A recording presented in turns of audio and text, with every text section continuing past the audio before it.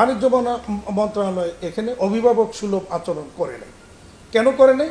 বাণিজ্য মন্ত্রণালয়ের কাছে ট্যারিফ কমিশনের এক পেশে একতরফা একটা সিদ্ধান্ত বা সুপারিশ গিয়েছে স্থলবন্দর দিয়ে সুতা আমদানি বন্ধ করার জন্য, এবং সেটা আমি বলবো অন্যায় করেছেন ট্যারিফ কমিশন বা যারা আমরা মেজর স্টেক হোল্ডার তাদের সাথে তারা কোনো প্রকার আলোচনাই করেন নাই।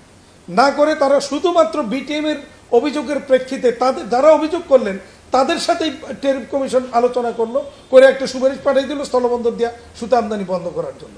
এর প্রেক্ষিতে বাণিজ্য মন্ত্রণালয় একটা মিটিং ডাকলো, মিটিংয়ের মধ্যে আমাদের ডাকলেন, কিন্তু সিদ্ধান্ত ওনারা আগেই ফাইনাল করে রাখছেন স্থলবন্দর বন্ধ। তাহলে আর এই মিটিংয়ে ডাকার কোনো যৌক্তিকতা ছিল না। আমরা সেখানে জিজ্ঞেস করেছি যে কি কারণে বন্ধ করবেন, আমাদের একটু বোঝান আগে, আমরা বুঝি।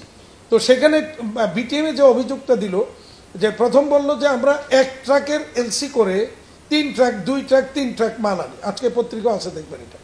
তো এটা আমি একেবারে দ্ব্যর্থহীন কণ্ঠে এটার তীব্র প্রতিবাদ জানালাম। কেন জানালাম? প্রথমত হলো এক ট্রাকের এলসি করে যদি 3 ট্রাক আনে তাহলে যে আনলো কেন সরকার তার বিরুদ্ধে কঠোর শাস্তিমূলক ব্যবস্থা নিল না, এটা আমাদের প্রশ্ন।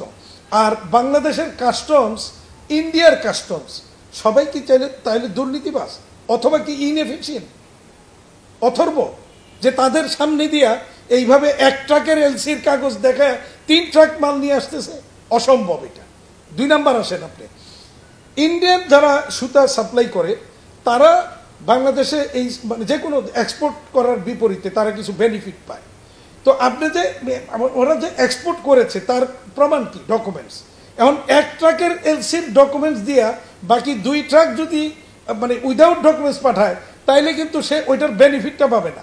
না পেলে কিন্তু তার এই যে সুতাটা বাংলাদেশে যেটা পাঠাইলো উইদাউট ডকুমেন্টস, এটাতে কিন্তু তার লস হবে।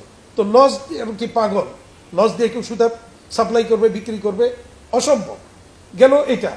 3 নাম্বার আসেন আপনি, ওনারা বলছেন যে এখানে মিথ্যা ঘোষণা হয়। মিথ্যা ঘোষণা হয় কি? মিথ্যা ঘোষণা হয় যে আমরা 30 সুতার মানে 30 কাউন্টের সুতার এলসি করে 60 সুতা এবং 80 সুতা নিয়ে আসি। তাহলে এটা আচ্ছা, এইটা আমি যেমন বেনাপোল দিয়ে আনতে পারি, আমি কিন্তু সি পোর্ট দিয়ে ওইটা আনতে পারি ইচ্ছা করলে, একই জিনিস। ওখানে কন্টেনার আসবে, কন্টেনার থেকে মাল খালাস করে নিয়ে আসবো, ভিতরে 30 কাউন্ট আছে না 40 কাউন্ট আছে। বিগত দিনে আমি দেখিনি, অন্তত আমরা যারা এনেছি কোনো সুতা বের করে কাউন্ট পরীক্ষা করেছে দেখিনি। এরপরও এটা যদি তাদের যুক্তি মানে হয়ে থাকে একটা যে 30 কাউন্টের সুতা এলসি করে 60 আর 80 আনি, তাহলে এটা মাপার কি কোনো যন্ত্র নাই? এটা কি তাহলে কি কাস্টমস কি এটা কি তাহলে এই সুতা নিয়ে স্যাম্পল নিয়ে ওখানে মাইপা এটা রিলিজ দিতে পারে না? প্রয়োজনে এই ক্ষেত্রে যদি কাস্টমস আমাদের সহযোগিতা চায়, অ্যাসোসিয়েশনের সহযোগিতা চায়, বিকেএমই, বিজেএমই এবং বিটিএমই সবাই প্রস্তুত সেই সহযোগিতা করার জন্য। আমরা সেখানে তাদেরকে অবশ্যই মেশিন দিয়া মানে কাউন্ট মাপার ব্যবস্থাও করতে পারবো। ইভেন আমরা যদি তার সরকার যদি চায় তাহলে আমরা 3 অ্যাসোসিয়েশন থেকে 3 জন প্রতিনিধিও 24 আওয়ার্স ডিউটিতে সেখানে রাখবো, এই ধরনের কোনো কিছু যাতে হতে না পারে। সেইটা না করে সরকার একটা মিথ্যা একটা অভিযোগের প্রেক্ষিতে সেটা কোনো যাচাই বাছাই না করে স্থলবন্দর দিয়ে সুতা আমদানি বন্ধ করে দিয়েছে। এতে ক্ষতি কি হলো? আমার যে ক্ষুদ্র স্মল এবং মিডিয়াম আকারের যে ফ্যাক্টরিগুলি যারা 10 টন 20 টন 30 টন 50 টন সুতা আনে তারা কিন্তু ক্ষতিগ্রস্ত। কিভাবে ক্ষতিগ্রস্ত? শর্ট লিড টাইমের সুতাগুলি সাধারণত তারা বেনাপোল দিয়ে আনতো, সুতার দাম কম। কেন আমরা ইন্ডিয়ার থেকে আনি? দাম কম। এখন দাম কম সেটার মধ্যে আমি পরে আসছি। তো এখন এই শর্ট লিড টাইমের অর্ডারগুলি বেনাপোল দিয়া 5 দিন 7 দিনের মধ্যে সুতাটা পেয়ে যেত, তারা আইনা এটাকে এক্সপোর্ট করতে পারতো। এখন আর সেটা কিন্তু সম্ভব হয় না। তাইলে শর্ট লিড টাইমের যে অর্ডারগুলি আমার লোকজন আমাদের মেম্বাররা নিত সেটা আর নিতে পারবে না। 2 নাম্বার আসেন আপনি যে এখানে কলকাতার মানে কলকাতা বা তার আশেপাশে সুতাগুলি এখানে গুদামজাত থাকতো, সেই গুদামজাত সুতাগুলি মূলত তারা এলসি আজকে দিলে কাল বা পরশু দিনই কিন্তু সুতাটা আমরা পাওয়ার ব্যবস্থা হয়ে যেত। সেই জায়গাটা কিন্তু বন্ধ হয়ে যাচ্ছে। আর পাশাপাশি যে আপনার এখান থেকে এই সুতাটা আসে কার? দেখবেন আপনি ওই 10 টন 20 টন 30 টন 50 টন সুতা এগুলি আসে অল্প কোয়ান্টিটি। আর যারা বড় কোয়ান্টিটি আনে 500 টন, 1000 টন, 200 টন, 300 টন আনে, তারা কিন্তু সি দিয়ে আনে। তো এটা তাহলে সি দিয়ে কিন্তু এটা আসবেই। তো সামান্য অল্প স্বল্প যে সুতাগুলি আসে এটাকে বাধাগ্রস্ত করে আমাদের ক্ষুদ্র শিল্পগুলিকে ক্ষতিগ্রস্ত করা হলো। স্থলবন্দর দিয়ে আমদানিটা বন্ধ করা হয়েছে।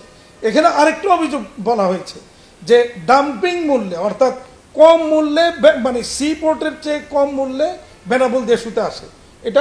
এটা তো কাস্টমস যদি এটা যাচাই করে সেখানে এটা প্রমাণিত হবে যে বেনাপোল দিয়ে যে সুতাগুলি আসছে সেই সুতার দাম কত আর সি দিয়ে আসছে সেটার দাম কত।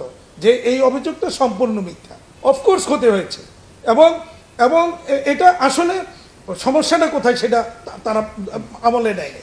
সমস্যা হলো গত বছর ফেব্রুয়ারি থেকে তখন ইনসেন্টিভ বন্ধ করে দেওয়া হলো, তখন থেকেই ইন্ডিয়ান সুতার আমদানিটা বেড়েছে। যেমন ওই দিন কাস্টমসের এনবিআর এর একজন মেম্বার আসলেন মিটিংয়ে, তিনি তথ্য দিলেন যে 2023 সালে স্থলবন্দর দিয়ে 36,000 মেট্রিক টন সুতা আসছে আর 24 সালে আসছে 96,000 মেট্রিক টন। উনি বুঝাইতে চেষ্টা করলেন স্থলবন্দর দিয়ে আসাটা মানে নিরাপদ না, কিন্তু উনি এখানে একটা মানে এক পেশে একটা আচরণ করেছেন। উনি এটা বলেন নাই যে টোটাল কত সুতা আমাদের বাংলাদেশে আসছে তার কত পার্সেন্ট বেনাপোল দিয়ে আসছে, 1 নাম্বার। 2 নাম্বার হচ্ছে উনি আগের বছরের হিসাব দিলেন স্থলবন্দর দিয়া 36,000 মেট্রিক টন, পরের বছর আছে 96,000 মেট্রিক টন। সেটা তিনি বলেন নাই যে সি পোর্ট দিয়া 23 সালে কত টন আসছে আর 24 সালে কত টন আসছে।